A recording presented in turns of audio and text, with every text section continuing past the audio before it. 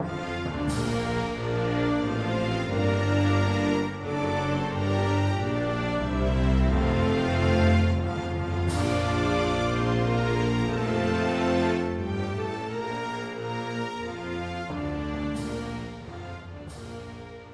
afternoon. Good afternoon. Okay, we're going to have to practice again. You ready? Good afternoon. Good afternoon. So nice to see all of you. The semester end is coming, ready or not. So part of that means that this is our last lecture, but we do have 2 more classes. Next week, Laura Clifford will be here talking about international educational opportunities, and the week after that, we'll have 2 to 3 honors students who defended their theses this semester. So they'll be doing short presentations about those projects, and it's your chance to ask them questions as you think about your own honors projects moving forward. So those are the next 2 weeks. But that means that 1 week from today, your paper is due, reflecting on the lecture series. So again, you can choose however you want to make sense of this whole series of lectures on revolutions. It is up to you. Page length, the syllabus suggests 4 pages. If it's a little shorter than that, it may be that you're a very concise writer. As long as, just double check that you have good evidence to support your points. If it's longer than 5 pages, you might ask yourself, have I stayed on topic?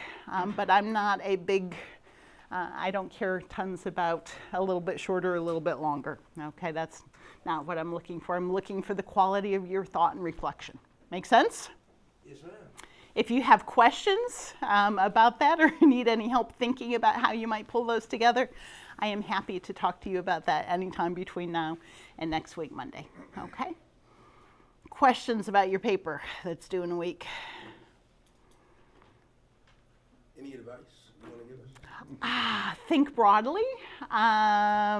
What is the big idea? And then that'll be your opening paragraph, and then connect the parts of the lecture series that make the most sense. And then during finals week, which is May 3rd, is your Beyond the Classroom reflection paper. If you have not yet done your second Beyond the Classroom activity, remember that we do have Professor Tips, who was here last week. Sunday, April 29th at 3 o'clock is her American Sampler concert. That is the last Beyond the Classroom activity that's listed on your syllabus. If for some reason that won't work, let me know. I might have a secret one for people who procrastinated and have a schedule conflict.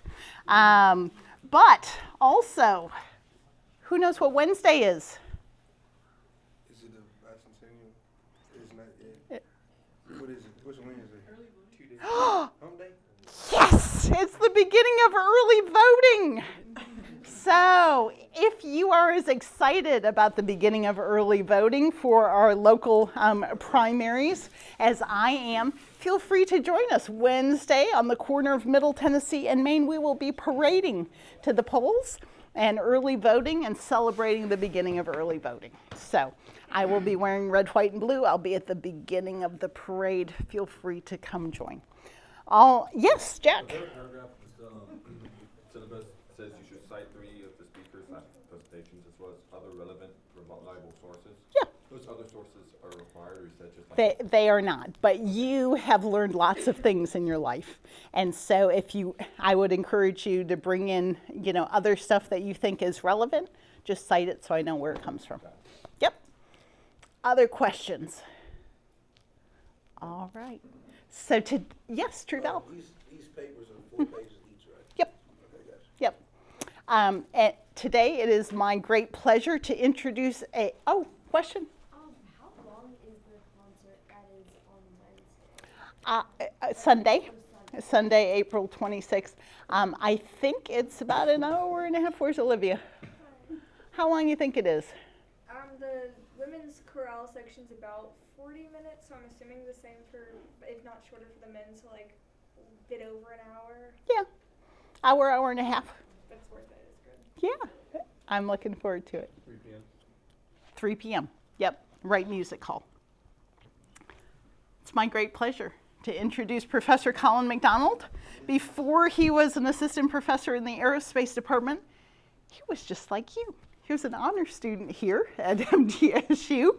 And in fact, not only is he a assistant professor in the Aerospace department, he's a certified pilot, a flight instructor, a mechanic, and an inspector. And then he also has a historical streak, which I appreciate. He owns and flies a 75-year-old Cessna 140. And his honors thesis retraced the first transcontinental flight from New York to Long Beach, California in a small aircraft. He's currently designing and creating his own experimental aircraft. I'm not a big fan of experimental aircraft. I'm just going to fess up. Oh, okay. Okay. Okay. But in his spare time, he's a humanitarian aid pilot in Papua New Guinea. He's also an aircraft mechanic for the MTSU fleet. And just for fun, he flies around town with his wife and 3 children. And you may say, gee, this is a little different than some of the other revolutions we've talked about this semester. And it is, but it is not only the 250th anniversary of the Declaration of Independence, it is the 100th anniversary of the first U.S. Congress legislation about domestic flight and the 50th anniversary of the Voyager flight. And this week, what happened in aerospace? Anyone notice? Artemis. So perfect timing, Professor Collin McDonald.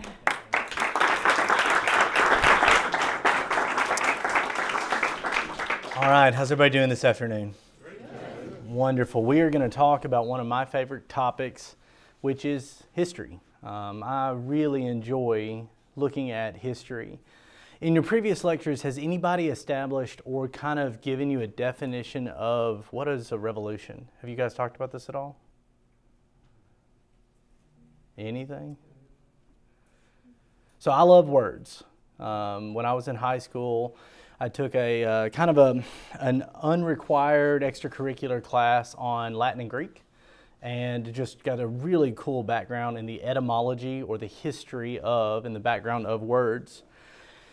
And I was surprised Saturday night as I was putting this together and revising some of the stuff based off the fact that Artemis is home. So I threw some different things in there. I was surprised when I looked up the etymology of the word revolution. When I think of revolutions, outside of the violent connotation to that, just because of our natural history, there's obviously plenty of nonviolent revolutions, and there's things that we can do to do that.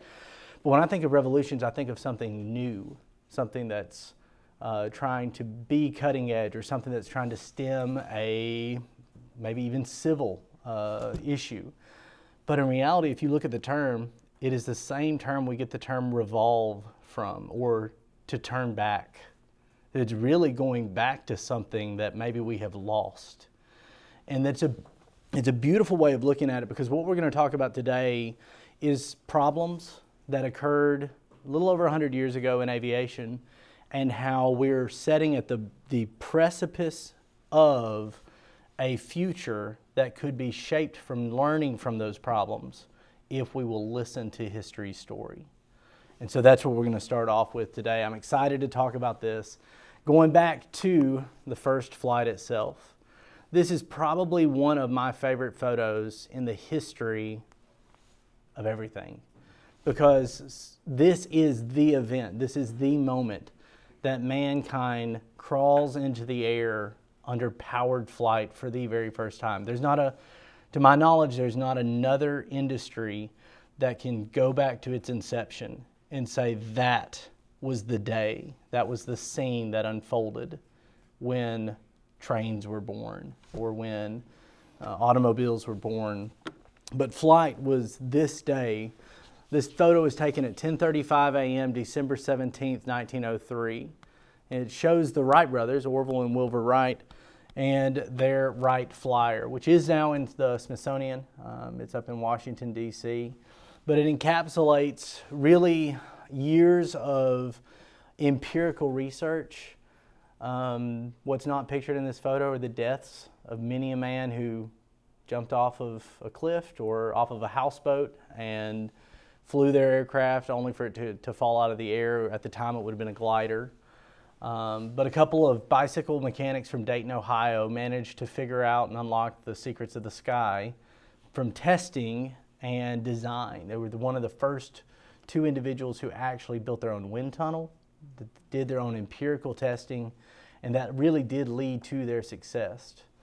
But when this happened, there was no FAA, there was no regulation, just a couple guys out on the sand dunes of Kill Devil Hill, North Carolina, and their 12 horsepower motor that their mechanic built for them.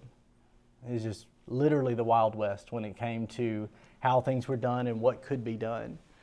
And there's some benefit from that. You know, there was such little regulation that there was an incredible amount of learning that could take place, but there were also some hindrances and drawbacks on that. The Wrights themselves patented the aircraft and claimed that any development associated with that aircraft they deserved a royalty off of. That is a recipe for how you do not develop a new product, because nobody wanted to. Nobody wanted to develop anything about it. There was basically 10 years of patent wars that ensued between the Wrights, Glenn Curtiss, another manufacturer, and all kinds of other entities that couldn't develop the aircraft beyond what you looked at until after World War I. That previous photo, 1911, this is a near and dear photo to me. This guy's name is Cal Rogers. He was the first pilot to fly transcontinental across the United States. He completed his flight in 1911, almost a decade later, and if you look at it, it's a very similar airplane. Still a biplane, still cotton fabric wings. We moved some stuff to the backside of the airplane. We've got an upright seat and we've got some wheels on it. But that's the extent of what our R&D was for about a decade. Same engine setup, same propeller setups, all of this, not a ton of revolutionary invention that has gone on. But Rogers did something that would spark a huge leap forwards in aviation. Although it wasn't part of his entire trip, what I reflew as my undergraduate thesis, Rogers carried some letters and delivered them in one of his early stops along the way, almost signifying the ability of aviation to potentially be used for transportation of goods. Nobody was even thinking passenger carriage at this point. But the fact that he moved those letters, it almost became a precursor to what aviation would get used for in the years to come. But that wasn't the only, oh, we're moving too fast. We got to stop here because this is a good one. That wasn't the only thing people used aviation for, because A, we couldn't carry enough stuff to make it viable, and B, we couldn't, build one big enough to really carry more than one person. It entered a wild era of aviation known as the Barnstorming era. So right after World War I, all of these cheap airplanes are brought home and sold for literally pennies on the dollar that it cost to make them. So anybody that had about $100 could buy an airplane in roughly 1918. And what that did was, with no regulation, with no government oversight, with no entity designed to make sure that you were trained safely, to make sure that you maintained your aircraft appropriately, somebody would show up to a town. Nobody in that town had ever seen an airplane before. So everybody comes out to see it. But after a while, just staring at it, they're not really benefiting or getting anything out of that. So then the pilot takes off and says, watch this. So they go up, they do some tricks, they land, they raise a little money, and they moves on to the next town. Well, the next pilot shows up, he's got to do something a little bit better than that last one did, so he can make money too. So you get this culture of, I got to one-up the guy before me, so that way I can make money and pay for this trip. And so you get things like this. This is a wing walking demonstration here. This was a very common practice, maybe not trying to play racquetball across the airplane, but the principle of someone standing on the wing while the operator does tricks, does stunts. Charles Lindbergh did this. Before he became a pilot, this is how he got to gain flight lessons and get experience. He was a wing walker, so to speak. No government oversight, no regulatory body, just whatever you want to do, go do it. And that is kind of the beginning of what we'll talk about later on when we're going into space. There we go. The first thing that really was a viable option for the aircraft was carrying the mail, like I mentioned to earlier. So shortly after about 1918, 1920 or so, you start seeing these mail aircraft pop up, and the first regulation dealing with aircraft was a commercial regulation, and it regulated airmail. It was in 1925. Even before that, there was an earlier reg. So an operator would get a route, maybe between Nashville and Chattanooga, and that was their route. They would fly it regardless of the weather, and the government would subsidize them for carrying that mail. Now, as with anything where people are involved, egos and the attempted, manipulation of the system resulted in what would become a huge scandal. There was all kinds of contracts that were awarded and just insane amount of money that these individuals were getting paid to fly mail, especially even in that time. And that resulted in an airmail scandal and the government taking over, and really they put inexperienced pilots in charge of some of these routes. And the result was not great.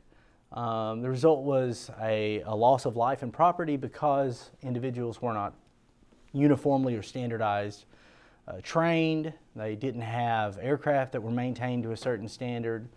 And history records the first death in an aircraft as Lieutenant Thomas Selfridge.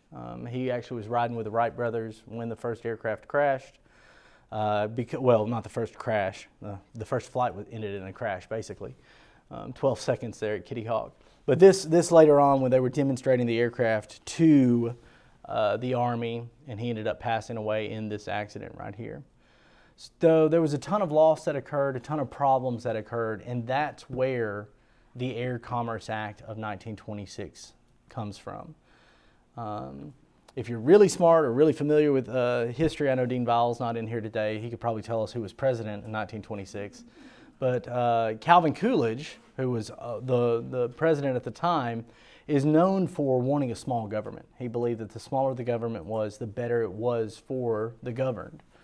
But he's the one under which the future of air regulation occurs. That's how big of a deal it was. Even someone who thought the government needed to be small recognized the need to have an oversight of that industry, for not just the operators of it, but for those of us here on the ground. And that was the Air Commerce Act. We're coming up on the 100th anniversary, May 20th of this year. Will be 100 years since the first regulation that governed civil aviation in general. And it did some stuff that is almost common sense to us. It standardized how much time do you have to have in an airplane to get a license, which was still very, very low back then. It's evolved over the years. But how do we license pilots? If you're going to build an aircraft, can you just put one together in your garage and go fly it? Which is kind of what I'm doing with my Bearhawk. But I do have, even today, I have some requirements that I'm supposed to meet for the FAA. They're going to come out and look at the plane when I get done building it. They have to before I attempt to fly it. But beyond that, certifying aircraft, establishing airways. We don't think anything about jumping on the interstate and going between here and Nashville or Chattanooga, except for how bad the traffic and potholes are. But other than that, it's just, we don't even think about that. Yet there's money allocated from the government to maintain that intra-state system. We have that in aviation. There are certain areas of the sky that we treat as federal highways. They have special things about them. They're protected airspace. On top of that, navigation systems, which literally started off as concrete arrows in the ground. Like that was an early form of a navigation system, up to the very complex GPS system that we have today. A very important thing would be the investigation of accidents. And we get, the NTSB gets its birth in this regulation, although it would be years before they form. The Air Commerce Act just required there be an independent body that could look at aircraft accidents to determine what caused them. It's a huge part of aviation safety, is figuring out reactively what occurred and how can we prevent that from ever happening again. And then the last one, standardizing our operations, or making sure that everybody operates at the same level of safety. There's certain altitudes. If you're going a potential direction, you're supposed to be at a certain altitude. If you're going the other way, you're supposed to be at a different altitude. Try to keep traffic separated. Standardizing how we operate. All of that comes out of this. And what ended up happening was in 1926, there were two separate entities created. I'm not going to go into the deep history of this, but you basically had the CAB, Civil Aeronautics Bureau, who maintained records, made sure certification was done the correct way, and then you had a different one, the CAA, Civil Aeronautics Agency, and they sort of promoted the installation of navigation systems. It was kind of like the FAA, but under two separate umbrellas. That caused a lot of problems. There was disconnection. We didn't know what was going on over in one group because the other group wasn't communicating. And all of this is going to lead up into our discussion on space here in a moment. But that is the history of the Air Commerce Act, leading from that first flight all the way up and into the need for that flight. A lack of regulation and a lack of really growth stifled aviation early on, followed up by the losses that occurred, requiring the government to step in and say, hey, we're gonna set some standards for how you make a plane, how you fly that aircraft, and then how you operate in the United States itself. That resulted in all that stuff that I discussed about. A great piece of trivia to know is the first pilot certificate. It wasn't one of the Wright brothers. Wilbur died, unfortunately, in 1912. Orville was offered this in 1927. But William P. McCracken, who was the first, the president of the CAB, he became the first licensed pilot in history, pilot certificate number 1. Just for kind of perspective, when I got my pilot's license in 2011, I was in the 300 and, let's see, 3,932,75.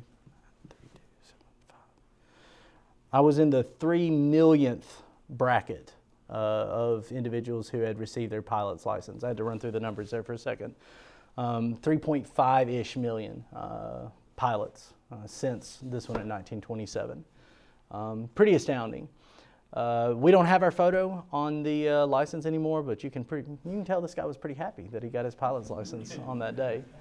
Another thing was making sure that aircraft were certified and registered. A little bit of trivia for you as well today. Every airplane that you see out there that's based in the United States, the first part of its registration will begin with the letter N. We call that November. It's alphaphonetics. Every aircraft starts with that if it's based in the United States. Every country has its own code. This actually goes to CCC regulations. If I'm going to be making a radio call, I have to be able to identify who I am. And so every aircraft starts with the designation of N. Every airport actually starts with the designation of K. Technically, there's a K in front of B and A. And all of that deals with radio communications. This is an early version of navigation. So this is what's referred to as a beacon. Really, the very first ones were lit. They didn't have any transmission, no radio signals. It's just a light. This holds over today. Murfreesboro has a beacon. If you drive by there at night, there's a good chance there'll be a white and green light that's kind of spinning around in a circle that has its roots in this 1926 regulation. Other beacons produced a simple tone that operators would, in their headset, have to listen to and discern if it was a certain Morse code letter, and that told them whether or not they were flying towards or away from it. Then they got modern and sophisticated, and now every aircraft that we operate at MTSU out at the flight school has a beautiful, highly visual synthetic display or visual display with an artificial horizon on it, and it can be pitch black, you can be in the clouds, and you're literally looking at a screen that shows you what's out in front of the aircraft. But really amazing how far we have come in such a small amount of time. But let's jump into what you're probably looking forward to and what we're here to discuss. Anybody remember or know when the first landing on the moon was? Even just the year? 1969. Very good, 69, yeah. So in 1969, the Apollo astronauts landed on the moon, and it was right after Kennedy, I think it was 62, Kennedy made his speech And there's so much backstory I could go into here. At the time, Soviets, Russians, by a different name, we were in what we know historically as a Cold War, a war of politics and what felt like a little bit more than that maybe at that time. But we thought that the Russians were rushing, no pun intended, into space. So we started doing research not on space travel, but we actually tried to break the sound barrier first, thinking that would give us an operational advantage if we could go supersonic. That first time anybody did that, 1947. It is crazy, but Orville Wright was still alive when Chuck Yeager broke the sound barrier.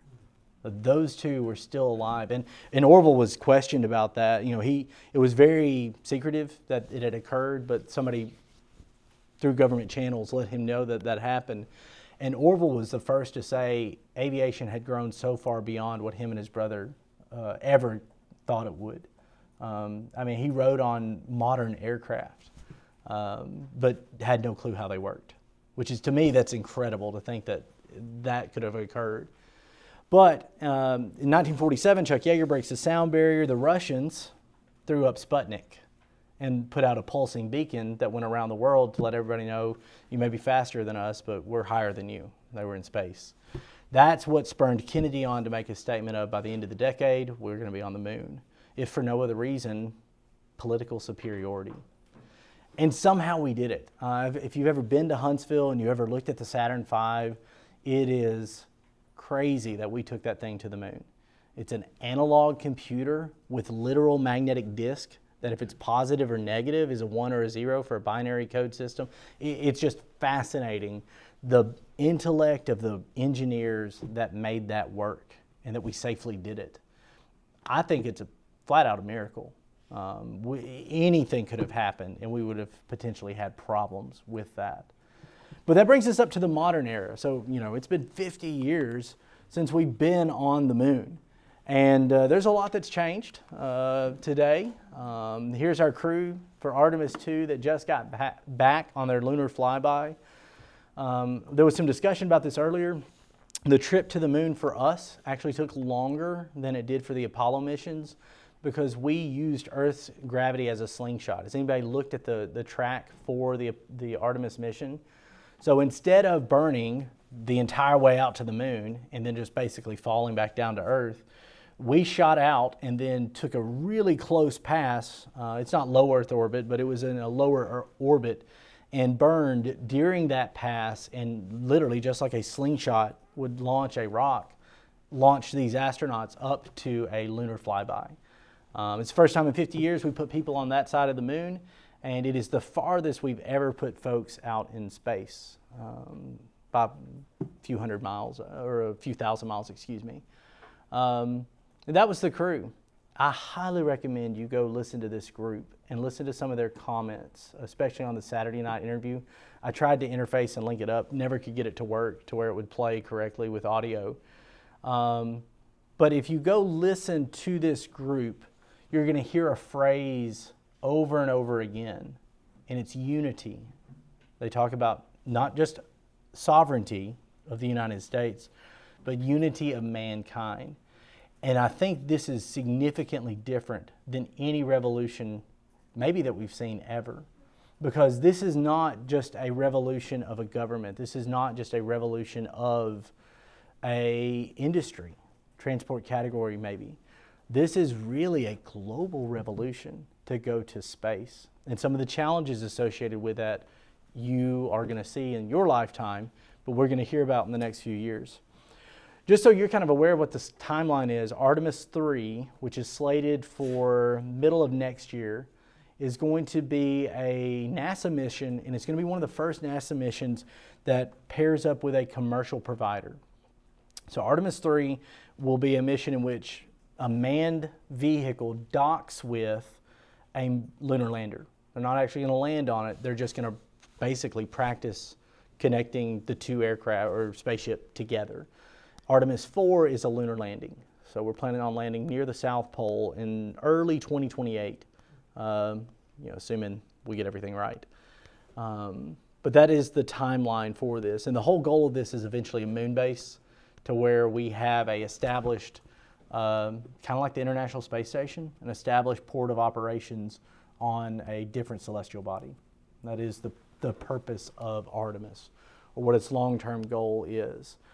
And what does that look like? So there's a lot of companies out there that have, there we go, that have ideas of what that looked like. This is one of them. I'm sure you can recognize it by the ship that's pictured here, Blue Origin. But the idea is we would be able to travel to the moon as a practice shot for Mars. If we can establish life and control there, we can go to Mars. But there's a lot of problems that loom, and the biggest one is a regulatory problem. Who governs the moon? So until this time, every nation has had their opportunity, their say in what their skies look like. ICAO, International Civil Aviation Organization, is kind of like a big brother for the world that says, you know, we expect you to have this level of safety. We'll do an audit every few years and make sure you're improving your system. But if you don't maintain your runways, if you don't maintain how operators get their certificates in your country, we're not going to allow you to get funding to develop your aviation network. So ICAO is not a governing body. Nations they simply agree to its policy. But there's no ICAO jail anywhere. You don't get thrown in jail. What you do is you lose your funding. And that's the power that ICAO has as a global organization. But the problem is, how do you govern the moon? Now, who's going to be in charge of that? And this is why I say the term unity and the term mankind. This is not just a revolution of going to outer space. This is a revolution in how we think as a people, humanity.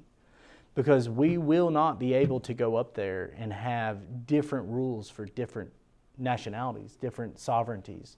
It will be everybody that is up there is doing the exact same thing, and that's trying to keep everybody alive. There are more challenges than solutions for life on the moon right now. Earth has a pretty cool feature built into it, big old magnetic waves called the Van Allen belts. If you know what a coronal mass ejection is, or a sunspot, it's a big eruption. It's like a volcano, basically 2 or 3 times the size of the Earth on the sun. When that happens, a huge amount of radiation and just electromagnetic waves just gets ejected out into space. And it's headed straight for us. When it gets here, it creates what you know of as the auroras. It is literal radiation that the Van Allen belts bring into the North and South Pole, and that radiation causes oxygen and nitrogen molecules to shed electrons and bounce around, do some pretty weird stuff, and it creates a beautiful aurora. But if you ever get to see that, you're kind of looking at radiation. So not a great thing. Well, we have that because we have a very strong magnetic field, a very strong core. The moon has neither. They planned Artemis 2 when the moon was inside of the Van Allen belts of Earth. Basically, when the Earth was in between Artemis and the sun, because of that very thing. We don't even know how we're going to prevent the radiation exposure from causing genetic issues for the individuals who spend that time in space. It's a huge problem that we have yet to really solve, and nobody really talks about, because I don't know that we have the solution just yet. But on top of that, let's just talk about, working a DeWalt drill in space. Somebody's got to assemble the habitat that everybody's going to be living in. So one of the things that I think will become a huge discussion is robotics, and the sheer fact that we could launch 30 to 50 robotic vehicles, even if necessary, humanoids, up and allow them to assemble the habitat, recharge on solar power, and a lot of hazard would be mitigated because we're using robots to do that, or we're using remote access vehicles. That's a huge part of what this is going to be. Then on top of that, training NASA has got pretty much to a T. I don't know if you've looked at the backgrounds of any of the folks that went on that Artemis 2 mission, but they've taken more tests than I knew existed. You've got like physicists and test pilots and all kinds of stuff on that group. A really, really, really eclectic and cool group of people, but you've got to have that. I mean, somebody's got to be up there capable of making sure that your body's not doing something weird. You got to have a medical background just to have life on the moon. So there's a whole lot of a humanitarian aspect to this, even just the psychology. If you listen to some of their discussions, they talked about how leading up to the mission, they were so excited to go on it, but the instant that they left Earth's, they were always in gravity, but the instant that they left the orbit and they headed out towards the moon, there was this psychological twist, and all of them felt like, I just want to get home. I just want to get this over with and get home. There's a psychological aspect, and when your mission is in 6 months to a year, there is no return trip for a very long time. And in our world, we know just how critical the mental health of an operator can be. There's a lot of aviation research going into that very component, and we've not even touched the surface about that on a space level. So between the regulatory issues that we have, just the sheer nature of doing this, just the logistics of getting onto the moon and putting together a structure that could sustain life in that vacuum, in its low atmosphere, low gravity, physical, whether or not we would have issues with radiation, as well as just being in low gravity fields, that messes with our bodies. It poses some pretty interesting challenges, not just for going to Mars, but just for getting to the moon and staying there. And that, I think, the term revolution really does apply here. And it boils down to really three aspects when it comes to successfully going up to Mars. And the first one is recognizing humanity over a sovereign nation. It's so different from what anything that history has shown us. Every time somebody shows up to somewhere new, what do? We drop a flag on that, right? We did it with the moon. We literally left a flag on the moon. And it's not a global flag, it is a United States flag. So there's a mindset shift that has got to occur. The other thing, and this is not something that NASA really talks about because of their natural mission to explore, but when we show up someplace, we like to take the valuable stuff with us when we leave. There's been a huge discussion about mining helium on the surface of the moon because we are running out of it here. And I think just about every political decision has a monetary driving force behind it. And I wonder what that one is in play right now for the moon. And then the third and final aspect is, in aviation, there were thousands of deaths that occurred before the first pen ink dropped on a sheet of paper about a regulation. That is not an option for space. As of right now, there has been no U.S. fatalities that have occurred in space. Internationally, there have been a couple, but they were primarily because of vehicle issues. Now, we obviously have had our challengers, but in space itself, we have yet to have, it's because of the planning that has occurred, we've yet to have a loss of life, and we cannot allow that to occur. I don't know if you're like me, but when I drive the same route day in and day out, I start getting really used to it, and I start thinking I can potentially do something other than just drive the car. Whether that is tune a radio dial or change something or click a button to get a podcast going and listen to that. But if you drive a route long enough and all of a sudden you feel really comfortable with it, you run the risk of becoming complacent. Right now, we don't have complacency in space. But my fear is the more we do this and the better we get at it, the more complacency will drift into our operations. It happens for us in aviation. We get so used to flying, dealing with strong winds, that we allow what we call personal minima to drift up artificially too high and to an unsafe level. And so the protection that I think needs to occur is there needs to be a unilateral body that is international, that has zero connection to like government entity, And that needs to govern this. And then those individuals need to be acutely aware of what they're doing at all times.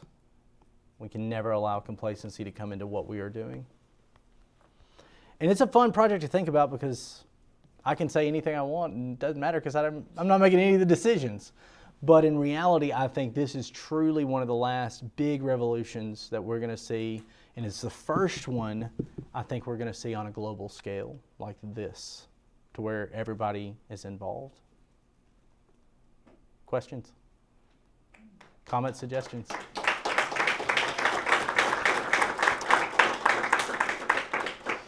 So I don't know if that's what you were looking for, what you were hoping for, but it's just some observations that I had given the proximity to recent events as well as history in a revolving sort of way. Yes? Could ICAO be that organization? I don't think they need to be.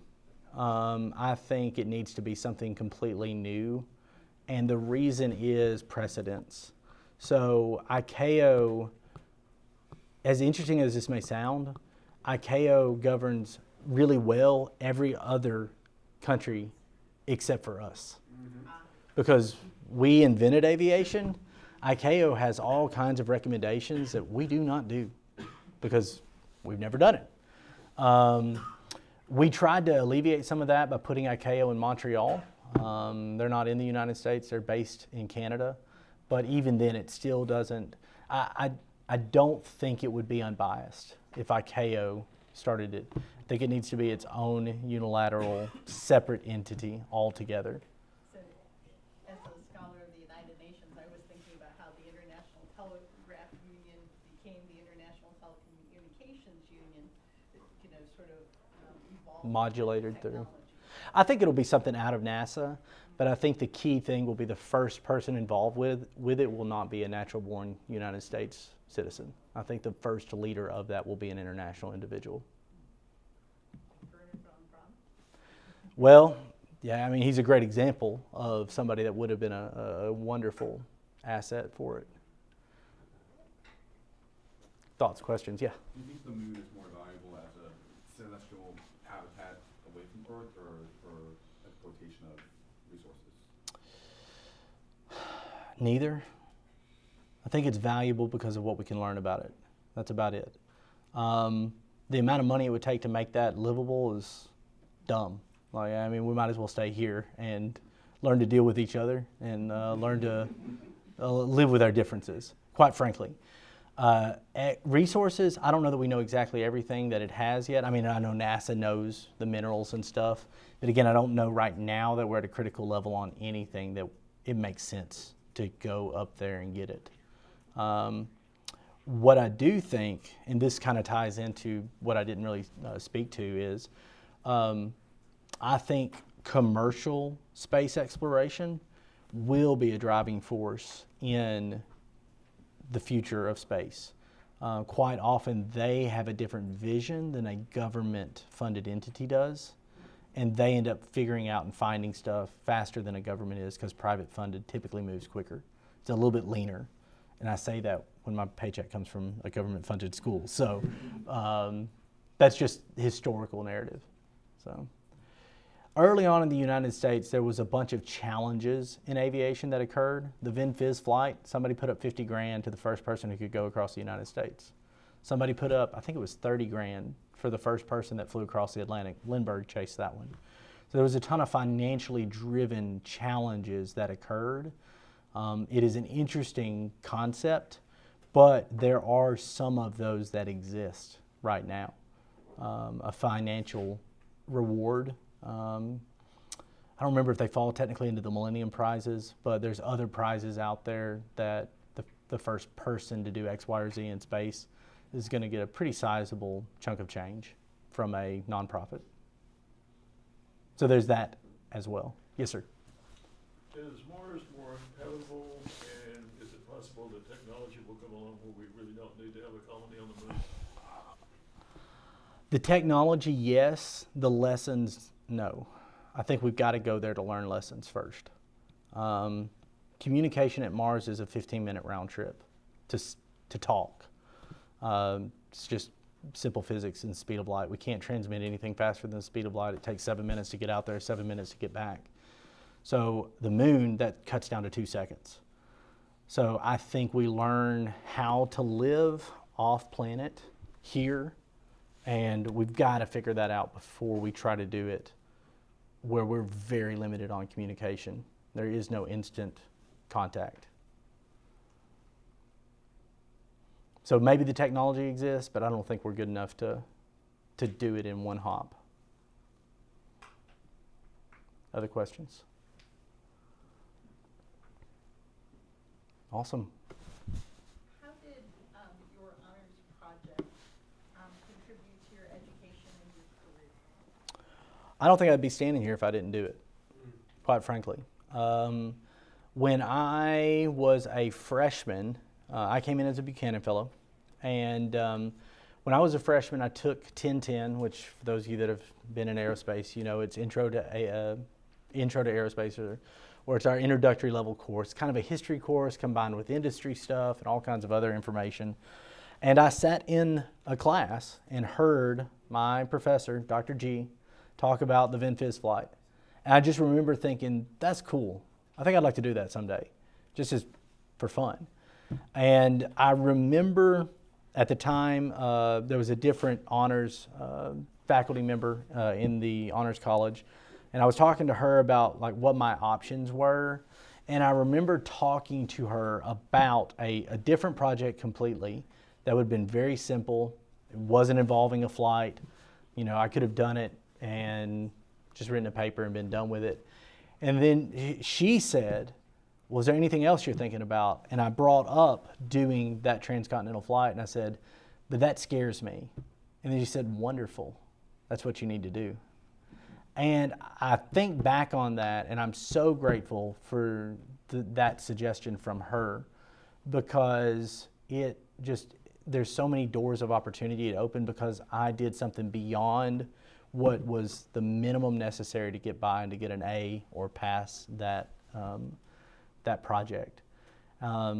There's a pretty big airplane sitting on the ramp in Shelbyville right now. It's a DC-3, for anybody that's familiar with that nomenclature.